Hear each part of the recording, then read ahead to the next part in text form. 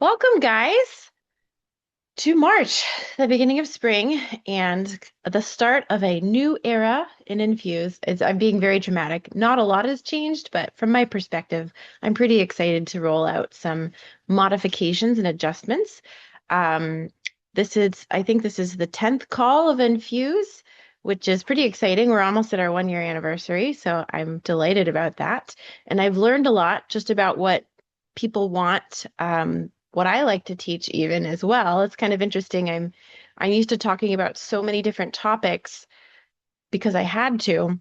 Now that I've had the chance to talk about things because I want to, it's been a learning experience for me as well, just knowing kind of what I enjoy and what really is my niche within this profession. So um, we're going to be gearing up the Infuse calls to align with both my strengths and what you guys want, which is what we talk about doing a lot in our classes. So it won't be terribly, terribly different. It'll just be some upgrades, kind of how I'm thinking about it. So thank you for being here in our first call of the season. Yeah, let's go ahead and get started. There we go. All right. As always, please pop some stuff in the chat. Just introduce yourself very briefly. I think most of the folks on today have been here before, so I know you don't have to reintroduce yourself every single time, but it's also to let any new people know who you are. And my big question for you is, what's your favorite thing about spring? It could be food related or not food related, either one. But what's one of your favorite things? I'm trying to think of mine actually. This is going to sound very weird to say because I'm not, I actually didn't think it would be my favorite thing, but it's what popped into my head. I really like Easter. It's very celebratory. I kind of like Christmas. I like the vibe of it. And for me in particular, Easter was always the biggest holiday in my family. I grew up Ukrainian Catholic, and that's kind of a bigger deal than Christmas for us. We did the whole spread, all the foods, all the pierogi, all the different dishes. And I kind of just have this, like, it's kind of my interpretation of a nice big feast with family. So all of the fun stuff about holidays rolled up into one, plus springtime when it's like nice outside and sunny and bright and there's flowers everywhere. So it's very picturesque in my memory. Um, let's see what other people. Oh, picnics. Oh, that's a nice one. Yeah.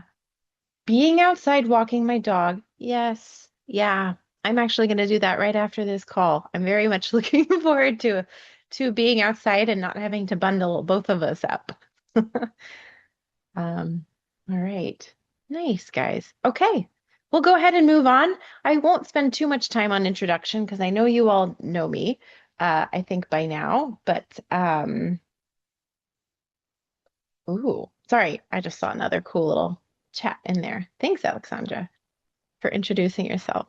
But you're in the right place. This is where we come to talk about and learn about culinary medicine, specifically from a facilitation perspective and leadership. Even if you're not in a leadership role, you can still show up as a leader in this field. And we have people in here from all different areas and kind of phases along the way, whether you're just getting started, you're thinking about integrating this into your practice, or you already have a program going and you just want to learn and collaborate and improve yourself as well as your program offerings and feel more confident in yourself as a facilitator. That's going to be our big topic today. I'm happy to have you and welcome. A little bit about me. Not that I've always been doing this, but I feel like this was meant to be. I always had a big interest in cooking as a kid, and I started my career pre-vet and then went into dietetics. And to me, the cooking piece was always part of it. It didn't feel separate, and it actually bewildered me quite a bit when I got my nutrition degree and went through my internship to become a dietitian. And there was it wasn't a lot of cooking. It wasn't very hands-on, and it just didn't kind of make sense. I felt like it was a big missed opportunity. So I've kind of built my career around this. and helping champion these types of programs, as well as empower other dietitians in this space and other clinicians as well to partner with dietitians and offer this type of interactive nutrition education.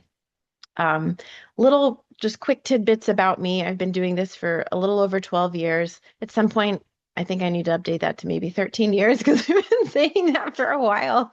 Um, and notably led the creation and scale of the largest teaching kitchen program and a single integrated healthcare system in the world. That's the VA Teaching Kitchen program.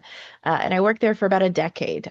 That's kind of where I got going and saw the potential to help more people through this work, both in the VA and outside of the VA. I've helped at least 500 dietitians. Again, I haven't updated that number for a bit, but at least 500 dietitians in starting or expanding their culinary medicine practice. And I'm so excited to be a part of this community.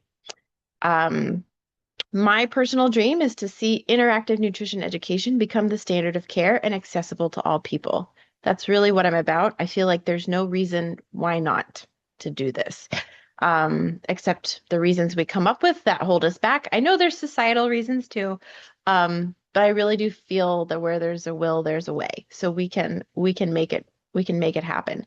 And I want to take this global. I don't want this to just be in the United States or even Canada, North America. People are doing this around the world. Like people exist around the world, so they can benefit from it around the world. Personally, I'm here to share my insights, guidance, and perspective from kind of being in the trenches, but also being in that 30,000-foot view on this facilitation and leadership when it comes to culinary medicine and practice. Okay, on to the main event now. My big question for you today, I really want to give you a moment to percolate on this. What is getting in your way when it comes to showing up confidently as a facilitator? Some people also think of this as the little voice in the back of our head that kind of holds us back a little bit or makes us doubt ourselves. You don't have to share this if you don't want to. Sharing is always optional, but I would really love to know, and this is a safe space to kind of have that dialogue if you want to work through some things. And that's going to be our topic today. What is getting in your way when it comes to showing up confidently?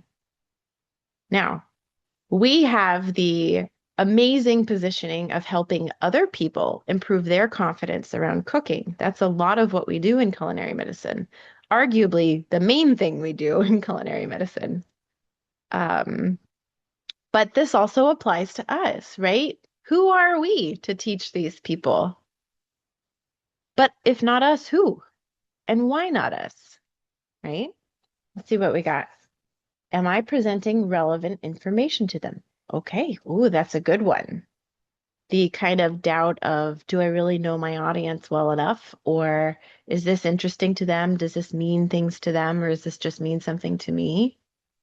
That kind of thing. That's a good one. There's a lot of ways this little voice shows up.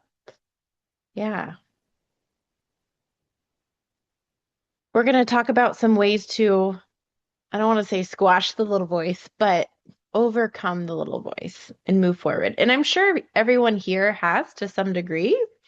Or I don't think you would be here, but it doesn't mean this voice has gone away. I still have this voice as well, quite a lot actually. When I get it sometimes in my own field when I see other people accomplishing things that I would like to accomplish, or maybe that I see people, sometimes it comes down to credentials where I'm like, oh, I don't have that credential. For me, it's more of an image, right? Do people see me differently because I don't have that credential? But then I remind myself of what I have done, and I'm like, no, I have something to say as well. The credential doesn't come into play here, right? And I kind of talk myself off that ledge. But it's still, my point is, it still shows up for me. Just because I've done this a lot and I've done this for a while and I've helped other people through it doesn't mean I don't still grapple with this in my own way. So continue sitting with that. If you have like a piece of notebook paper, this might be a really nice journal exercise too. But I'm going to move on and get through our slides. Ooh, we have another one. A little bit of imposter syndrome. Work in food service with chefs and do not have a culinary degree. So what makes me capable of leading the classes? That's a big one. I felt that way towards the beginning of my career in the VA, for sure. And actually, that one comes back to haunt me every now and then too. Yeah. In terms of I don't have the same, yeah, I don't have the same clout as some of the other people in the room. Who am I to show people how to cook? Well, I'm just going to help overcome that one a little bit here. What I came to and what I realized through practice was you don't need to be a chef to help people because most of the time we're not doing cooking on that high of a level, right? Um, and something I found through culinary school was to me, a lot of it's showy, it's showmanship. There's a lot of technique as well, and there's a lot of concepts that you probably wouldn't get outside. But when it comes to someone cooking in their own home, doing the basic meal stuff, someone who also does that in their own home, doing the basic meal stuff, is an excellent teacher as well, right? We aren't teaching these people to be chefs. We're just teaching them to be able to fend for themselves and build life skills and confidence. And we can all do that. Yeah. Sorry, I shouldn't spend too much time talking you down from this, but thank you guys for sharing. I hope throughout today's presentation you do get a few little tidbits in there to help keep this voice softer and prove to yourself otherwise that you are meant to be here doing what you're doing and you have just as much right as anyone else to do so. All right. Oh, my little slides there. As a trained chef, I can say I have learned more from people without a degree in culinary. Oh, thank you, Alexandra, for that perspective. That's wonderful. You know what? I actually feel that way about my nutrition degree sometimes too. Not the very like nitty-gritty nutrition facts, but about the application for sure, right?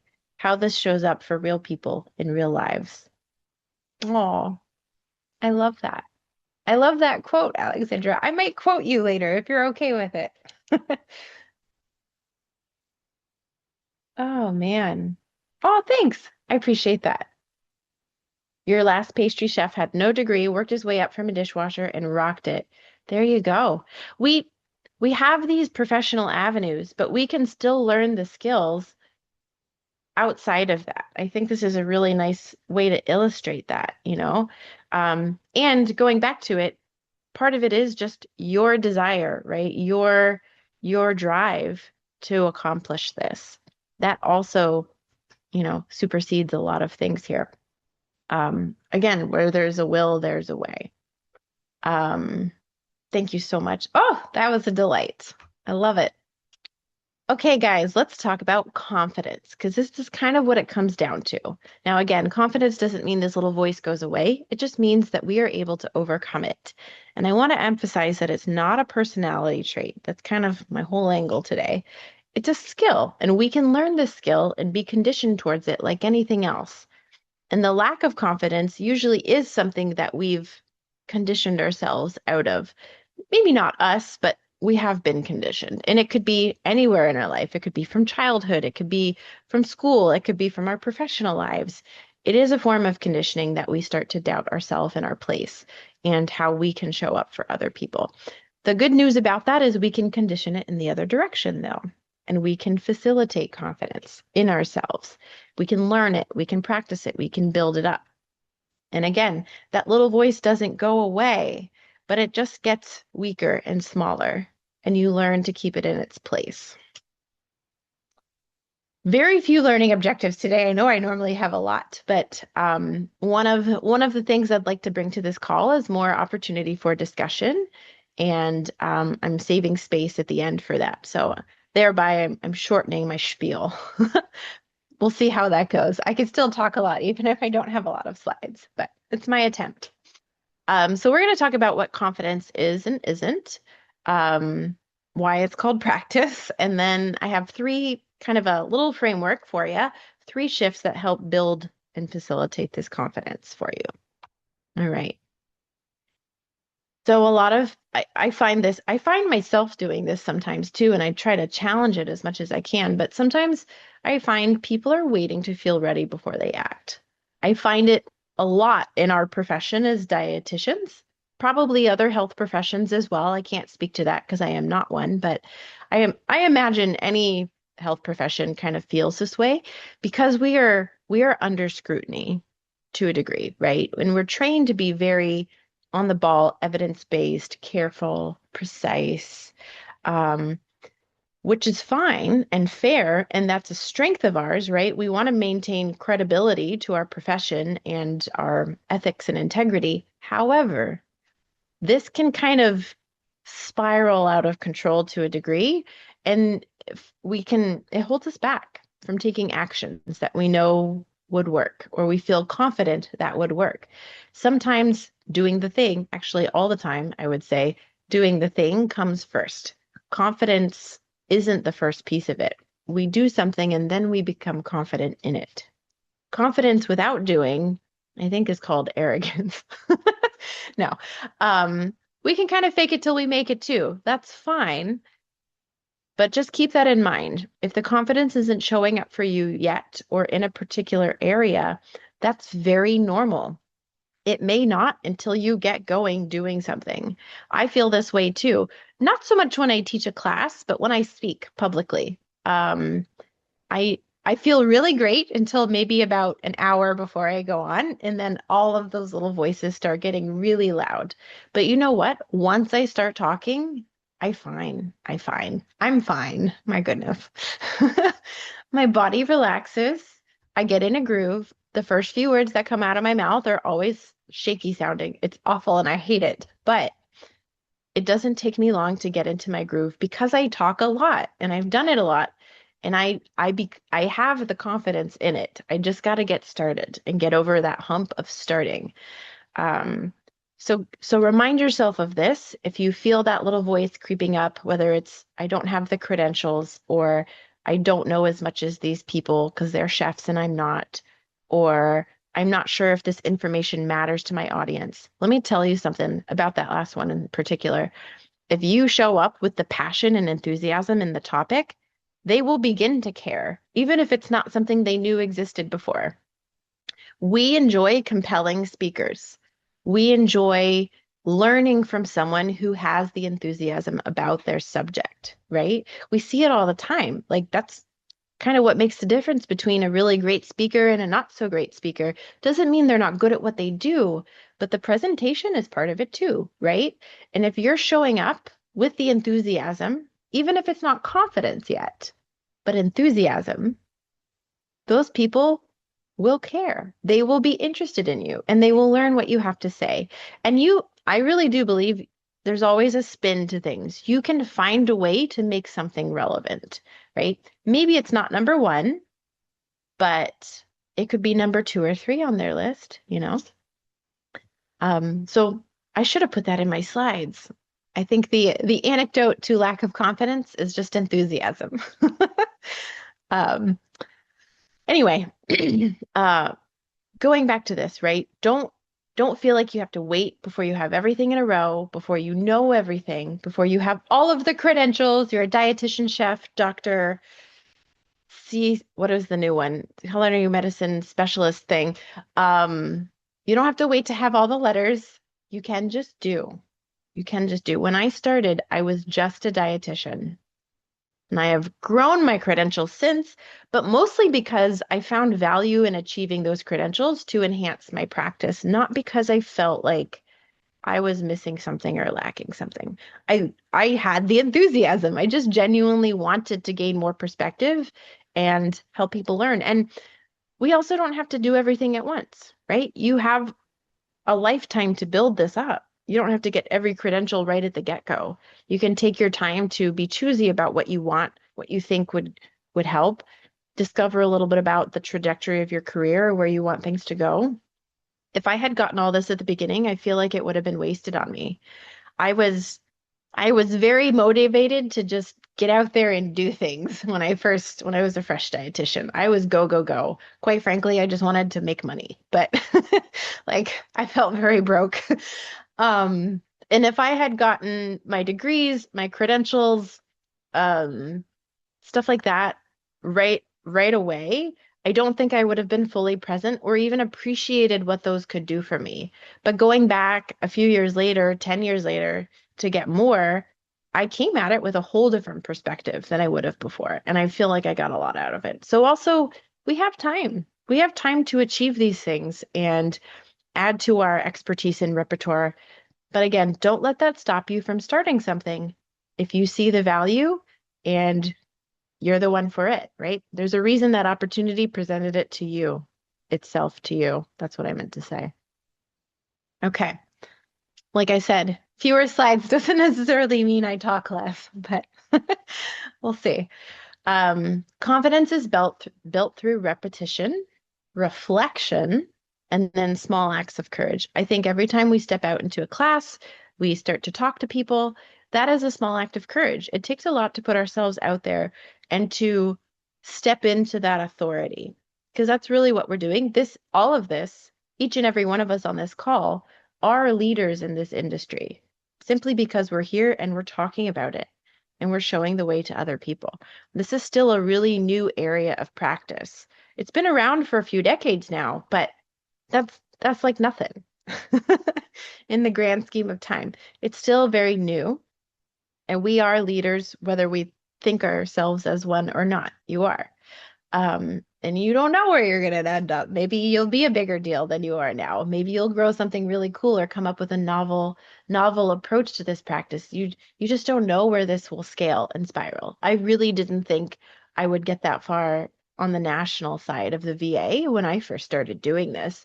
I just thought it was a really fun way to do work, more or less. Way funner than sitting in an office all day. Um, but take those small acts of courage, get yourself out there, repeat this, just keep doing it. And every time you do it, this part's important, just reflect on it a little bit. You don't have to really go in the nitty gritty and pick yourself apart and be overly critical. Just pick like 1 to 3 things that you liked, and then 1 to 3 things you might do differently next time. That's it. And it can just be one or one. You can keep it very simple for yourself.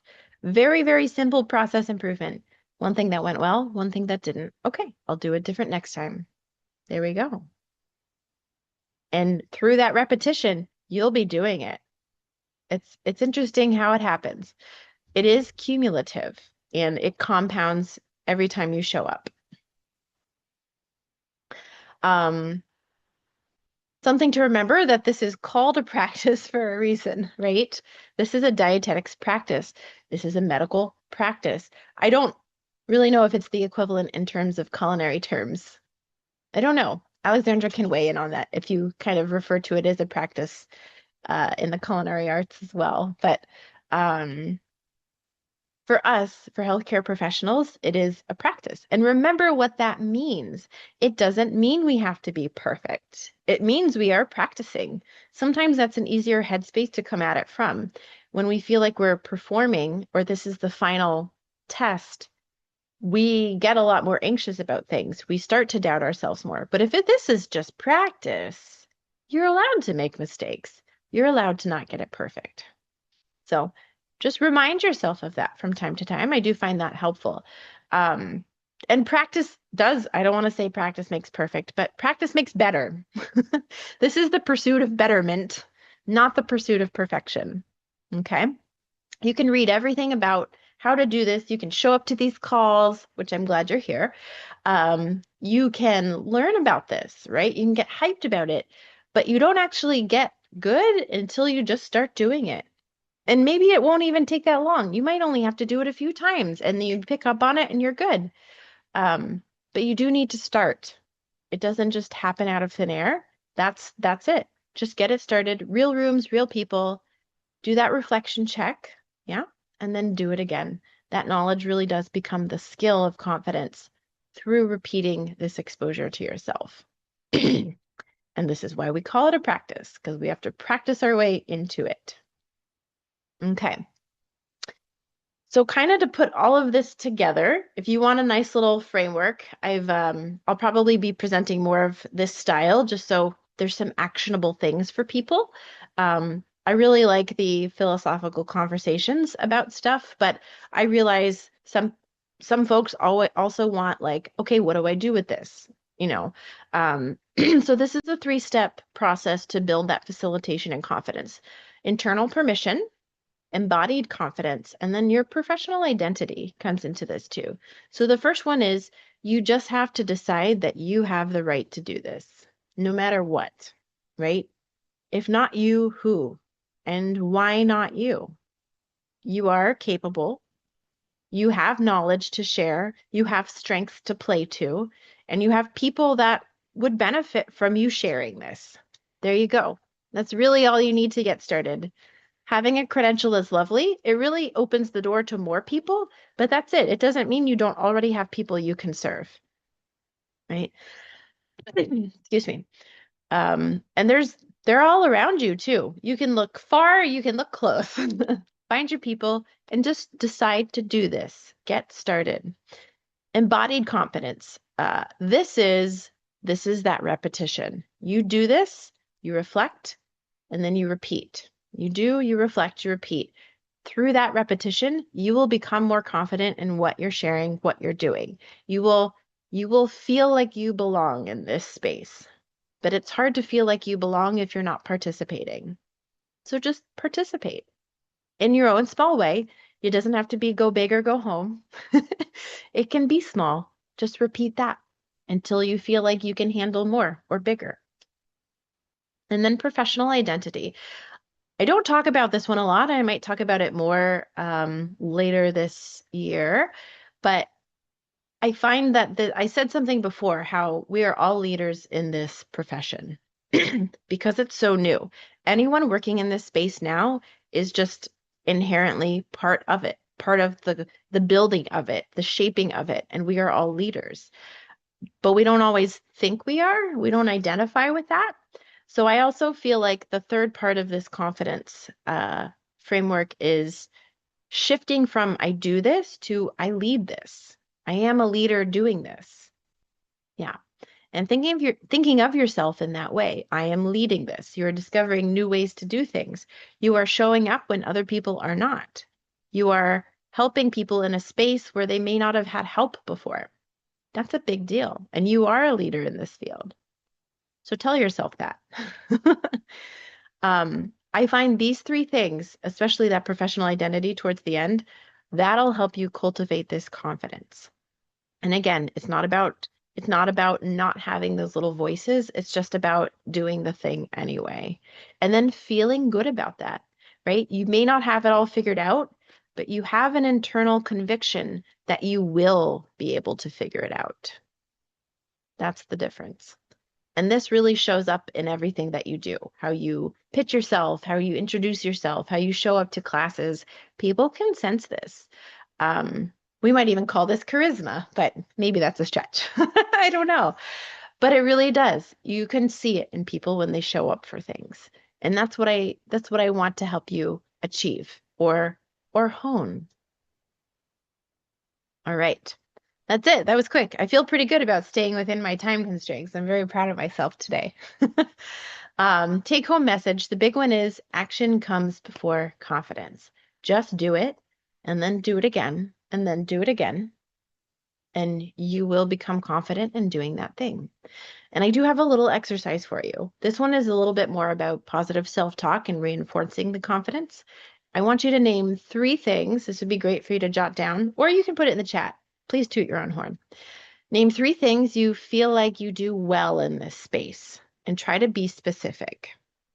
I've talked a lot on previous Infuse calls about, identifying our strengths, our zone of genius, and trying to, marry that with the needs and what's appropriate for our audience. And this is still part of that, right? Really getting specific with what you bring to the table. Don't focus on what you don't bring to the table. That's not doing any good here.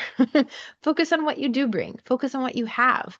Whether it's something you've learned or cultivated or comes very naturally to you with ease, those are all fine. It doesn't have to be something you were born with.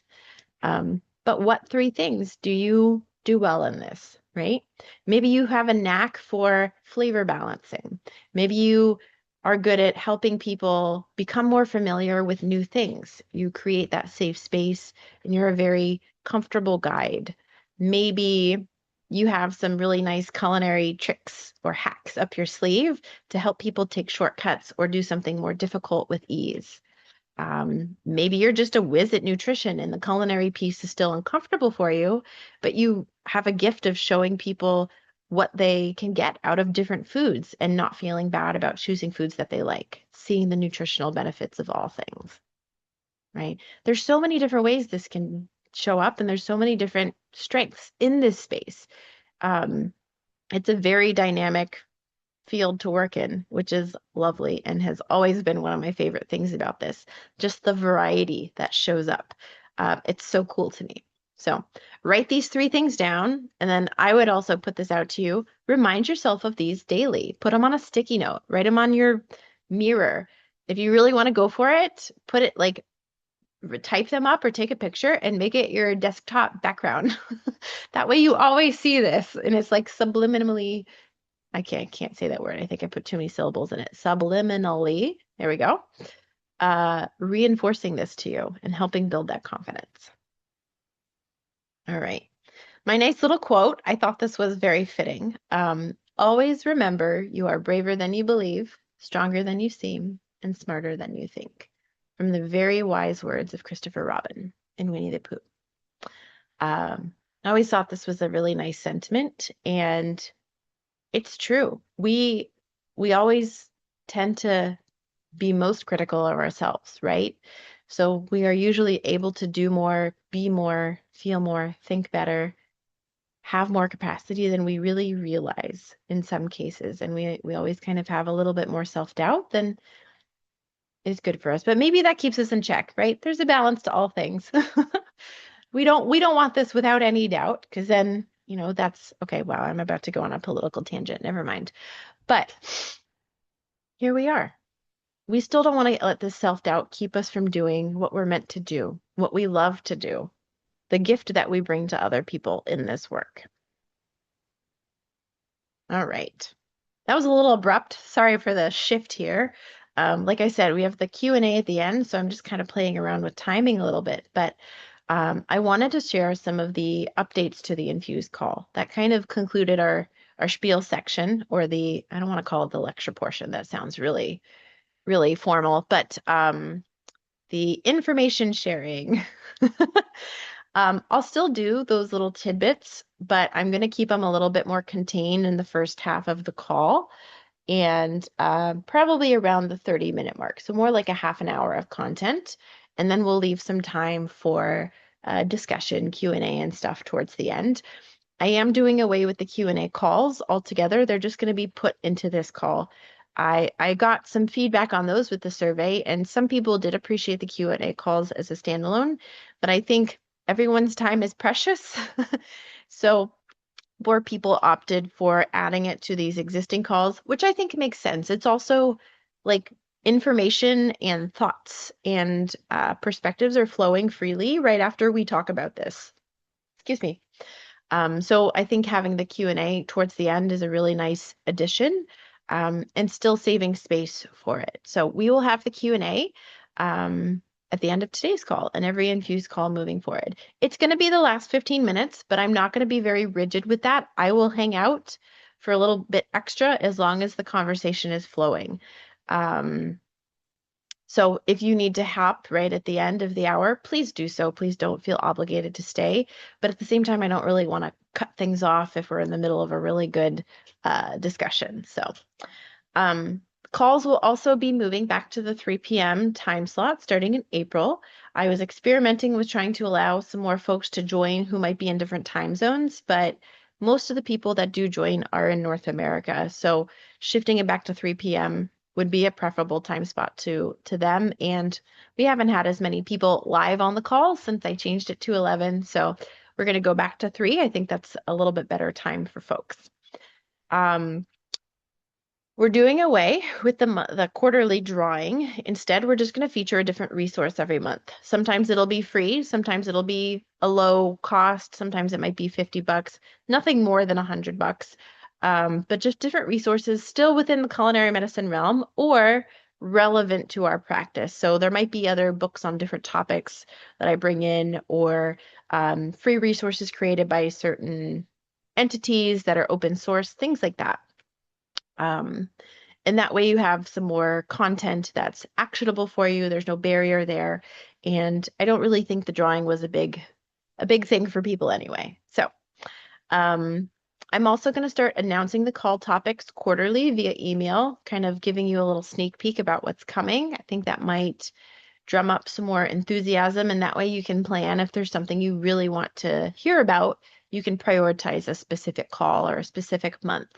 And I'm going to have more guest speakers on. It was really lovely having Chrissy here last month on the Q&A call, and I have lots of connections in this world, so I'm going to start inviting them, not every single call, but several times a year. I'm just going to sprinkle them in. Our next one's going to be in May. I said April, but it's not April, it's May on the slide. Sorry about that. Whoops. In April, we're going to be talking about imposter syndrome. That's the topic of choice. I felt like it would segue really nicely after this confidence discussion.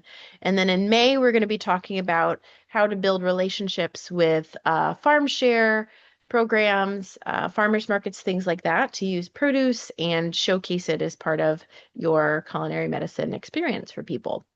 And I have a guest speaker for that one. So that's the big stuff. The only other little thing is I rebranded just a smidge. This is now going to be called Culinary Medicine in Your Practice instead of Culinary Medicine Community of Practice. Really no other change than that, just a word. So, all right. On to our featured resource. It's not culinary medicine specific, but it does really align with the topic of confidence. It does go a little beyond that. This book, it's a pretty quick read. It's not a big book or audiobook listen. It really talks about limiting self-beliefs that we put on ourselves, which I find plays a role in that confidence, right? The narratives that we feel like, oh, we can't do this or we shouldn't do that, or we get to a certain point and we kind of have this invisible ceiling. So it talks about working through that as well as identifying what zone you're in. I've mentioned before on the calls like zone of genius, zone of excellence, zone of competence, things like that. And this book is where that came from. So it's a really nice thought process of identifying what zone you're working in and whether that really aligns with you or not, and trying to get to your zone of genius. I think you guys would enjoy it. If you want to check it out on Amazon, you can scan the QR code here. You could also just Google it. That's fine. But I recommend it. It's a really lovely read, and it's a nice short read. It's not a big endeavor or commitment. All right, because I have to talk about it. Our Culinary Medicine Mastermind revamped is now open for enrollment. I've sent out some emails to people on the wait list. If you are on the wait list, you've already gotten that. If you're not on the wait list, you can go ahead and still get on the priority list. It's the same thing by scanning this QR code. My assistant's also going to pop a link in the chat to that if you just want to click it and join there. No commitment at this point. This is just, if you're interested, I'd like to know so I can share more about it and kind of follow up with you and see if it's a good fit. But this will be a shorter runway than the last one, shorter and smaller. I don't want to say smaller, that doesn't sound nice, but more packaged to be lighter on people's energy, lighter on the timeline, and lighter on the financials as well. We'll have twice monthly calls. You'll get a teaching kitchen audit and a launch tracker. I say launch, even if you already have a program, this can be like an improvement tracker to your program or a second piece of your program. We're going to have a live hands-on workshop, a virtual one, not an in-person one, on May 30th, 31st weekend, and you will get mailed a kit for this workshop. So I really wanted to have an in-person workshop, but that made the price quite high and involves travel. And well, it's a good thing we're not doing that with the price of gas right now. But we're still going to do one virtually, and I'm still going to send you some stuff to make that a really nice experience. And there'll be things you can use in your own practice as well, very practical tools. There are 6 spots available.